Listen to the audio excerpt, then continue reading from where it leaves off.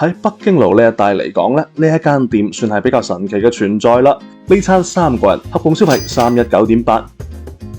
大家好，我有句講佢嘅斜槓壯年 Theo。今日咁啱喺北京路附近遊蕩，於是咧就決定試一試佢潮苑香港牛腩粉麵啦。其實係因為熱心群友 Leo 曾經推薦過，據說咧佢哋嘅崩沙腩做得幾好㗎，環境就係快餐粉麵店嘅平均水平啦，仲有2樓添。大佬揀嘅咧係招牌崩沙腩河粉，仲加咗手打牛丸。崩沙腩賣相其實幾唔錯㗎，改刀大方，每一嚿咧都係肉連筋嘅狀態，瘦肉部分並唔乾柴㗎，有一定嘅爽感，並唔會攝牙罅㗎。調味唔錯，區別於廣府嘅柱侯醬做法，五香嘅調味可以講係十分港式啦，鹹中帶甜，香料味道唔會太濃㗎，但係有回味同埋厚度，湯底嘅味道都唔錯，就係同牛腩同款嘅五香味，值得一試。順帶科普一下啦，呢幾個比較常見又比較容易混淆嘅牛腩部位啊，崩沙腩、牛坑腩同埋爽腩。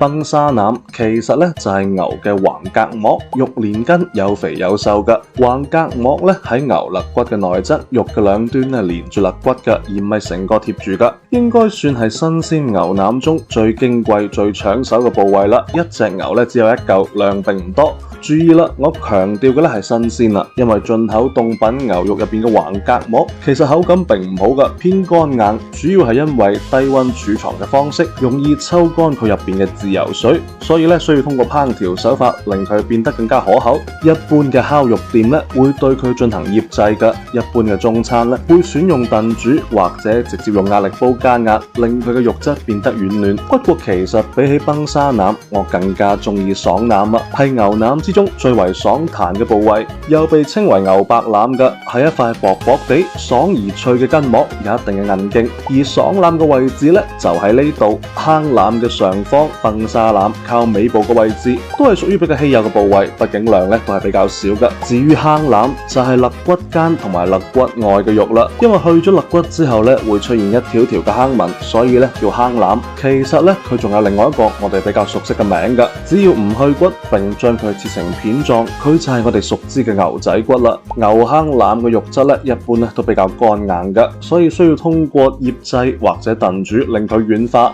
嚟咗啦，就乜嘢都試下啦。我直接點咗個豪華雙人餐啦，招牌3寶河，包含牛肚、牛筋、牛腩，味型同啱啱崩沙腩咧係同款嚟噶。牛筋軟糯，比較入味噶；牛肚咧仲有一定嘅韌勁，牛腩咧並唔算太乾柴噶，但都仲係啱啱嘅崩沙腩更加好食。招牌雲吞麵啦，雲吞嘅肉餡咧係免治肉嘅狀態，有肉味唔起膠，蝦嘅口感咧唔酸彈牙，唔係我中意嘅類型啦。套餐入邊咧仲有蠔油生菜同埋炸雲吞噶，同埋2杯嘢飲添，冰鎮熊仔檸茶同埋奶茶。以一個快餐嘅奶茶嚟講，呢杯奶茶咧要厚度有厚度，要茶味有茶味，值得一試。都仲係嗰句，嚟咗啦，就將可以加嘅料咧都加 round 啦。墨魚丸米粉加潮式蝦丸，靚魚皮餃、普寧肉丸加埋紫菜添。呢一 round 食落嚟，我最推薦嘅咧係墨魚丸同埋紫菜。以6蚊2粒嘅墨魚丸嚟講咧，不能要求更多啦。而且紫菜咧都可以一定程度咁幫你嘅湯底提鮮㗎，值得加。至於今晚食到嘅3款主食，竹升麵、米粉、河粉，我更加中意竹升麵啦，有一定爽感，鹼水味咧都並唔重㗎，都比較好去掛汁嘅。我哋仲食咗5香牛肚麵、原汁牛腩、淨鮮蝦雲吞、酥炸魚皮，都係中規中矩嘅水平啦。呢餐3個人合共消費319.8。有句講句，喺北京路呢一帶嚟講咧，呢一間店算係比較神奇嘅存在啦。喺附近一眾日料韓餐包圍之下，呢間港味十足嘅快餐粉麵係唯世獨立嘅存在啊！我嘅推薦咧係崩沙腩竹升麵，再拼埋紫菜添，已經俾我列入日常唔知道食乜就想嚟食一食嘅剛需備選啦。2個全新欄目，自費自願嘅 Theo 飯局，以及由我請客嘅跟住 Theo 去摸魚，即日起不定期盛行，歡迎新老朋友入群，踴躍參與，繼續同我一齊飲飲食食，人生積極，好嗎？